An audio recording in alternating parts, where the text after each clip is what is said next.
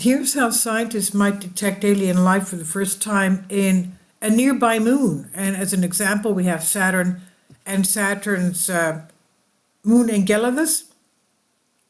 Saturn has 146 confirmed moons. 146, can you imagine? More than any other planet in the solar system. But one called Enceladus stands out and appears to have the ingredients for life.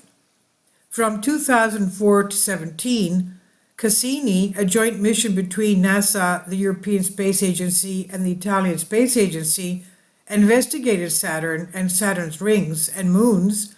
Cassini delivered spectacular findings. The moon Enceladus, only 313 miles in diameter, harbors a liquid water ocean beneath its icy crust that spans the entire moon, they said. Geysers at the moon's south pole shoot gas and ice grains formed from the ocean water into space. Though the Cassini engineers didn't anticipate analyzing ice grains that Enceladus was actively emitting, they did pack a dust analyzer on the spacecraft. This instrument measured the emitted ice grains individually and told researchers about the composition of the subsurface ocean. As a planetary scientist and astrobiologist who studies ice grains from Enceladus, the writer says, I'm interested in whether there is life on this or other icy moons. I also want to understand how scientists like me could detect it. Ingredients for life, just like Earth's oceans, Enceladus's ocean contains salt, most of which is sodium chloride, commonly known as our table salt. The ocean also contains various carbon-based compounds, and it has a process called tidal heating that generates energy within the moon. Liquid water, carbon-based chemistry, and energy are all key ingredients for life. In 2023, the writer says, I and other scientists found phosphate, another life-supporting compound, in ice grains originating from Enceladus's ocean. Phosphate, a form of phosphorus, is vital for all life on Earth. It is part of DNA, cell membranes, and bones. It was the first time that scientists detected this compound in an extraterrestrial water ocean. Enceladus' rocky core likely interacts with the water ocean through hydrothermal vents. These hot geyser-like structures protrude from the ocean floor. Scientists predict that a similar setting may have been the birthplace of life on Earth. Detecting potential life? As of now, nobody has ever detected life beyond our Earth, but scientists agree that Enceladus is a very promising place to look for life. So how do we get about looking for it? In a paper published March 2024, my colleagues and I conducted a laboratory test that simulated whether dust analyzer instruments on spacecraft could detect and identify traces of life in the emitted ice grains. To simulate the detection of ice grains as dust and analyzers in space record them, we used a laboratory setup on Earth. Using this setup, we injected a tiny water beam that contained bacterial cells into a vacuum where the beam disintegrated into droplets. Each droplet contained, in theory, one bacterial cell. And then we shot a laser at the individual droplets, which created charged ions from the water and the cell compounds. We measured the charged ions using the technique called mass spectrometry. These measurements helped us predict what dust analyzer instruments on the spacecraft should find if they encountered a bacterial cell contained in an ice grain. We found these instruments would do a good job identifying cellular material.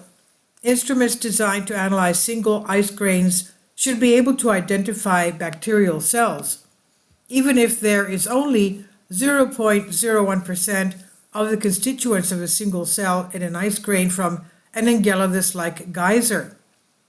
The analyzers could pick up a number of potential signatures from cellular material, including amino acids and fatty acids. Detected amino acids represent either fragments of the cell's proteins or metabolites, which are small molecules participating in chemical reactions within the cell. Fatty acids are fragments of lipids that make up the cell's membranes. In our experiments, we used a bacteria named Sphingophysis alaskensis. Cells of this culture are extremely tiny, the same size as cells that might be able to fit into ice grains emitted from Enceladus. In addition to their small size, these cells like cold environments, and they need only a few nutrients to survive and grow, similar to how life adapted to the conditions in Enceladus's oceans would probably be. The specific dust analyzer on Cassini did not have the analytical capabilities to identify cellular material in the ice grains. However, scientists are already designing instruments with much greater capabilities for potential future Enceladus missions. Our experimental results will inform the planning and design of these instruments. Future missions. Enceladus is one of the main targets for future missions from NASA and the European Space Agency. In 2022, NASA announced that a mission to Enceladus had the second highest priority as they picked their next big missions. A Uranus mission had the highest probability. The European agency recently announced that Enceladus is top target for its next big mission, and this mission would likely include a highly capable dust analyzer for ice grain analysis. Enceladus is not the only moon with liquid water ocean. Jupiter's moon Europa also has an ocean that spans the entire moon underneath its icy crust. Ice grains on Europa float up above the surface, and some scientists think Europa may even have geysers like Enceladus that shoot grains into the space. Our researchers will also help study ice grains from Europa, they said. NASA's Europa Clipper mission will visit Europa in the coming years. Clipper is scheduled to launch October of this year and arrive at Jupiter April 2030. One of the two mass spectrometers on the spacecraft, the S-Face dust analyzer, is designed for single ice grain analysis. Our study demonstrates that this instrument will be able to find very tiny fractions of a bacterial cell if present in only a few emitted ice grains. And with these space agencies' near future plans and the result of our study, the prospects of upcoming space missions visiting Enceladus or Europa are incredibly exciting. We now know that with current and future instrumentation, scientists should be able to find out whether there is life on any of these moons. This is from the conversation here under Creative Commons by Fabian Klenner, postdoctorate scholar in Earth and Space Sciences, University of Washington, and this is on Science Alert. Please leave your comments and thank you for your support. Kindly support my Patreon account. The daily posts are 5 videos daily, and they are totally different from what I have on my YouTube channel. Thank you so much for your support and that you find all my content so interesting. You'll find the Patreon account details in the description box below.